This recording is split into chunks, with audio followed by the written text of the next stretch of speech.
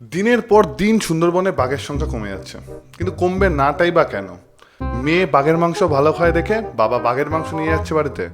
লোক গাইস, আজকে ভোরবেলা আমার বাবা গিয়েছিল সুন্দরবন, আর সুন্দরবন থেকে আমার জন্য দেখো বাঘের মাংস নিয়ে এসেছে। কেন বলো তো? কারণ হচ্ছে বাঘের মাংস আমার ফেভারিট মাংস, বুঝেছো? সেই জন্য আমার বাবা আজকে সুন্দরবন গিয়েছিল আমার জন্য বাঘের মাংস আনতে। আবার কখনো কোটি কোটি টাকা খরচ করে মেয়ের পোষ্য হিসেবে তুলে নিয়ে যাচ্ছে বাঘকে তার বাড়িতে। হ্যালো গাইস, এই দেখো টাইগার। এই টাইগারটা আমার বাবা 2 কোটি টাকা দিয়ে আমাকে গিফট করেছে। টাইগারটা তোমাদের কেমন লাগলো অবশ্যই কমেন্টে জানাবে। বস, আজকাল পয়সা থাকলে কি না হয়। পয়সা থাকলে তোমার প্রাইভেট সমুদ্রও থাকবে, সেখান থেকে যেটা ইচ্ছা ধরে ধরে খেতে পারো। হাই গাইস, আমি আমার বাবা সমুদ্র থেকে কচ্ছপ ধরেছি। কচ্ছপ, এরকম কত বড় কচ্ছপ। তো চলো আজকে দেখি যে চারিদিকে ব্লগের নামে কি কি চলছে। তো হাই, আমি গীতেশ, তোমরা দেখছো জিডি রোজ ডায়েরি। হঠাৎ আপনার কাছে খবর আসলো আপনার এক্সের অ্যাক্সিডেন্ট হয়েছে আর তার ভবলীলা সাঙ্গ তাকে শ্মশানে নিয়ে যাওয়া হয়েছে। আপনার ফার্স্ট রিঅ্যাকশন কি হবে? না বস, ব্লগাররা কোনো সাধারণ মানুষ তো না, তাদের ফেস ভ্যালুটা মেন ইম্পর্টেন্ট। তো সবার ফার্স্টে তার মেকআপ করতে বসবে। বসে বসে ফোন দেখছিলাম, সেই সময় আমার বান্ধবী আমাকে ফোন করে বলে, হ্যাঁ রে বৃষ্টি, তোর এক্সের অ্যাক্সিডেন্ট হয়েছে আর ওকে শুধু শ্মশানে নিয়ে গেছে। আমি ওকে একটা সময় খুবই ভালোবাসতাম, এতটাই ভালোবাসতাম যে আমি ওর জন্য পুরো পাগল ছিলাম। ওকে আমি বলেছিলাম যত যাই হয়ে যাক প্লিজ তুই আমাকে ছেড়ে যাস না, কিন্তু কি আর করা যাবে, সেই তো আমাকে শেষমেশ ছেড়ে দিয়ে চলেই গেল। এদিকে মেকআপের চক্করে এত লেট হবে যে লাস্টে এসে এক্সকে চুল্লিতে ঢুকিয়ে দিয়েছে, তবু তার সময় হচ্ছে না, কারণ তার মেকআপই শেষ হয়নি। ওর কথাটা শুনে আমি না থাকতে পেরে আমি তাড়াতাড়ি করে রেডি হয়ে বেরিয়ে পড়লাম শ্মশানের দিকে। বেরিয়ে গিয়ে শুনলাম যে ওকে নাকি চুল্লির মধ্যে দেওয়া হয়েছে, আর ওই যে চুল্লির মধ্যে জ্বলছে। একটা সময় ওকে নিয়েও আমি অনেক জ্বলেছি ভাই। মেকআপের সব লেয়ার কমপ্লিট করে যখন লাস্টে শ্মশানে পৌঁছালো ততক্ষণে তো সব শেষ। তাই কি করবে, মনে তো প্রচন্ড দুঃখ, যে বলছে না বারবার যে কত ভালোবাসার এখনো দুঃখে লাস্টে খেতে বসে পড়বে যে চলো কিছু স্ন্যাক্স ট্যাক্স খেয়ে নি, ব্যাস মেকআপ যখন করেছি বাইরে ব্যাস ফটো দু একটা সেলফি তুলবো, হয়ে গেল। একটা সময় তোর সাথে আমার রিলেশন ছিল, তাই অনেকটা কষ্ট হচ্ছিল, অনেক কষ্টও হচ্ছিল আর খারাপও লাগছিল। আহারে, খুব কষ্ট হচ্ছিল আমার। যেই ব্লগের সঙ্গে বাস্তবের কোনো সম্পর্ক নেই সেই ব্লগে আজকাল কত কি। মেয়েরা মেয়েদের বড় শত্রু, এই কথাটা প্রমাণ করার জন্য দিদি কি ব্লগ বানালো না, সে তার বেস্ট ফ্রেন্ডের বয়ফ্রেন্ডকে ছিনিয়ে নিয়ে তার সঙ্গে ডেটে যাচ্ছে। বাহ, কত বড় একটা ব্যাপার। আমার বেস্ট ফ্রেন্ডের ব্রেকআপ করিয়ে দেওয়ার পরে তারই বয়ফ্রেন্ডের সাথে আজকে আমি যাচ্ছি ডেটে। এই শোনো, একটা সিক্রেট বলি, আমি যে ঘোমটার নিচে খ্যামটা নাচাই সেটা তো আর তাকে জানতে দিলে চলবে না, তাই জন্য একদম সংস্কারী নারী সেজে যাচ্ছি। আর দিদিকে যদি জিজ্ঞাসা করা হয়, দিদি তুমি এটা করলেটা কিভাবে, তোমার স্ট্র্যাটেজিটা কি ছিল? ভাবছো তো যে আমার বেস্ট ফ্রেন্ডের বয়ফ্রেন্ড কি করে আমার প্রেমে পড়লো? অ্যাকচুয়ালি আমি আমার বেস্ট ফ্রেন্ডের নামে এত বাজে বাজে কথা বলেছি আর নিজের নামে এত ভালো কথা বলেছি যে ছেলেটা আমাকে ভালোবাসতে বাধ্য হলো। আর না দিদি কিন্তু এখানেই থেমে থাকেনি, দিদি আবার নেক্সট টার্গেটও কিন্তু ফিক্স করে ফেলেছে। আমার নতুন বয়ফ্রেন্ডের না একটা বেস্ট ফ্রেন্ড আছে, আরে না মেয়ে নয়, সে হচ্ছে ছেলে, কিন্তু তার আবার গার্লফ্রেন্ড আছে। কিন্তু তার বয়ফ্রেন্ডকে আমার বেশ পছন্দ, তাই এবার প্ল্যান করেছি তার কাছ থেকে তাকে কিভাবে ছিনিয়ে নেওয়া যায়। তোমরা একটু আশীর্বাদ করো যাতে এইভাবে অন্যের বয়ফ্রেন্ড ছিনতাই করতে আমি একদম এক্সপার্ট হই। দেখেছো কে বলে মেয়েদের বুদ্ধি হাত দুটো থাকে, মাথা কি কম বুদ্ধি নাকি এদের?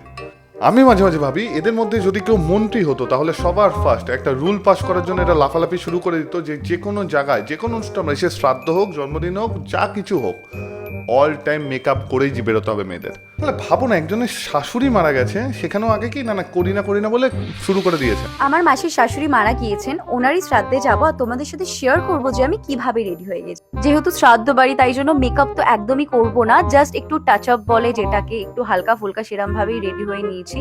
অ্যান্ড টিন্ট ছাড়া তো আমি একদমই বেরোই না, লাইক টিন্ট আমার ফেভারিট একটা জিনিস বলতে পারো। আর এই ব্যাপারে সঙ্গ দিচ্ছে made for each other boyfriend.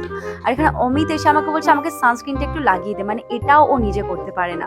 সত্যিই তো বয়ফ্রেন্ডটা কত ছোট্ট, একদম ছোট্ট বেবি, যে নিজে একটু মানে সানস্ক্রিনটাও ইউজ করতে পারে না, সত্যি খুবই ছোট, ভেরি স্মল। দেখো পয়সা থাকলে বাস তোমার জীবনে কিন্তু উৎসবের কোনো শেষ নেই। তুমি উচ্চ মাধ্যমিকে ফেল করেছো, সেটার পার্টিও তুমি বন্ধুদের দিতে যাচ্ছ, মানে বন্ধুরা যাইতেই পারে, ওদের বিশ্বাস নেই তো তাই বলে তুমি দিতেও যাচ্ছ। এইচএসে ফেল করেছি বলে বন্ধুদের পার্টি দিতে হবে, বন্ধুরা পার্টি চেয়েছে তার জন্য আমি একটুখানি মেকআপ করে নিচ্ছি, হালকা পাতলাই মেকআপ করবো, বেশি কিছু মেকআপ করবো না।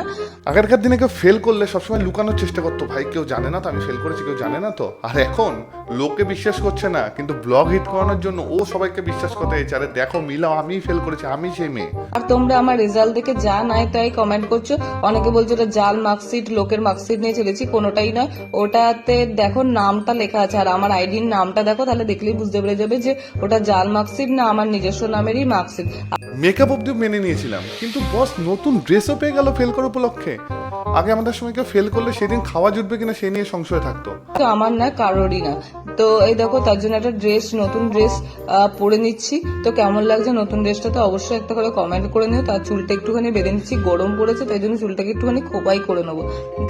বাঙালিদের বড় উৎসব কি? সবাই বলবে দুর্গাপুজো, কিন্তু না, দুর্গাপুজো তো প্রতি বছর আসে, কিন্তু ভোট উৎসব প্রতি 5 বছর একবার।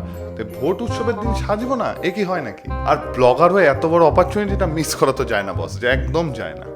আজকে আমি যাব ভোট দিতে, তাই জন্য ভাবছিলাম যে কি পরে যাওয়া যায়। আর আমি চুজ করলাম এই ব্ল্যাক কালারের সিকোয়েন্সের ওয়ান পিসটা, যেটা পরে আমাকে ভীষণ সুন্দর আর হট লাগছিল।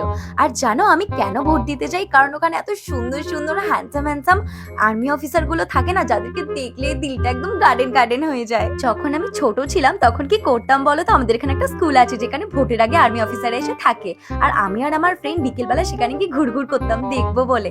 কিন্তু এইবার ভোটে কিন্তু প্রচুর সমস্যা হবে। কেন বলো তো? কারণ সবাই তো না দেখে ভোট দেবে, কারণ সবাই তো দিদিকে দেখবে। কোন দিকে কোন বোতামে চাপছে খেয়াল থাকবে না কারো, যে যেটাই পারবে চেপে দেবে আজকে বোতাম। আজকে তো সবার নজর একদম আমার দিকে থাকবে, ছেলে হোক বা মেয়ে। 3-4টে প্রপোজাল তো এমনিই পেয়ে যাবো। তারপর লাগিয়ে নিলাম একটু পিঙ্ক লিপস্টিক, ব্যাস এতেই হচ্ছে একদম সবাই কাবু হয়ে যাবে। এইসব ব্লগ যাতে না বানায় তার জন্য দেখলাম কিছু গার্জিয়ান ডাক্তারদের কাছেও নিয়ে যাচ্ছে, আর ডাক্তাররাও চুপি সারে কিন্তু তাদের ওষুধ দিয়ে দিচ্ছে। হ্যালো গাইস, আমি অনেক চিকন, এই জন্য আজকে আমার মা ডাক্তারের কাছে নিয়ে গেছিল। ডাক্তার আমাকে এই ভিটামিনটা দিয়েছে, বলেছে খাবার খাওয়ার আগে 2 চামচ করে খেতে, তাহলে বলে আমি মোটা হয়ে যাব গাইস, মোটা। না বোন, তুমি বুঝতে ভুল করেছো। এটা তোমার চিকন থেকে মোটা হওয়ার জন্য ওষুধ না, এটা দিয়ে তোমাকে বলেছে তোমার ইনস্টাগ্রাম প্রোফাইলটা পরিষ্কার করতে, যাতে তুমি ভুলভাল কন্টেন্ট না বানাও। আর পড়াশোনা না করে যদি এইসব ভুলভাল কন্টেন্ট বানাতে থাকো, তাহলে কিন্তু কোনদিন দেখবে তোমার মা বা বাবা ধরে তোমাকে কোনো ছাগলের সঙ্গে বিয়ে দিয়ে দেবে। আমি সিরিয়াসলি বলছি। হ্যালো গাইস, এই দেখো আমার হবু বর, এই দেখো আমার বরটা কত সুন্দর। উম্মা। আমাকে দেখছো কত আদর করে, পুরো দুষ্টু ভীষণ আমার বরটা। তবে ভিডিও শেষ করার আগে আরেকটা জিনিস তোমাদের আমি বলবো, সেটা হচ্ছে আমি দেখেছি কিছু ব্লগার, কিছু আপকামিং ব্লগার বললে ভালো হয়, তাদের না মানে রানাঘাটে এসে রানুদির বাড়ি না গেলে হয় না ঠিক। আগে তো রানুদিকে এমনও দেখা গেছে ঝাঁটা নিয়ে পিটাচ্ছে, সেটাও একদম কন্টেন্ট, মানে কন্টেন্ট খোঁজার জন্য রানুদির বাড়ি কিন্তু মাস্ট। তুমি হ্যালো গাইস, আমি চলে এসেছি আজকে রানাঘাটে রানু মণ্ডলের সাথে দেখা করতে। তারপর চলে গেছিলাম বিরিয়ানির দোকানে, আর এখান থেকে একটা বিরিয়ানি আর একটা থামস আপ নিয়ে নিয়েছিলাম। আমার তো মনে হয় যে ওটা মনে হয় 7 আপ, নাকি আমি ফিল্টারের চক্করে ভুল দেখছি। যাক, দিনের শেষে রাউন্ডের বাড়িতে গেলাম, রাউন্ডের সঙ্গে একটু ডান্স ফান্স করতে হবে, তাহলেই তো একদম ভিউস আসবে বস। ব্যাস, যাই হোক, এই ভিডিওটা কাউকে হেড দেওয়ার উদ্দেশ্যে বানানো না, জাস্ট মজার ছলে বানানো। আমার কিছু অপিনিয়ন তোমাদের সঙ্গে শেয়ার করলাম, এই যা মজা করলাম। তো যদি এই ধরনের ভিডিও আরও দেখতে চাও তো সাবস্ক্রাইব করো না এখনই। ভিডিও ভালো লাগলে লাইক করো, আর কমেন্টে তোমাদের মতামত অবশ্যই জানাও। দেখা হচ্ছে আগামী ভিডিওতে। ভালো থাকো, সুস্থ থাকো।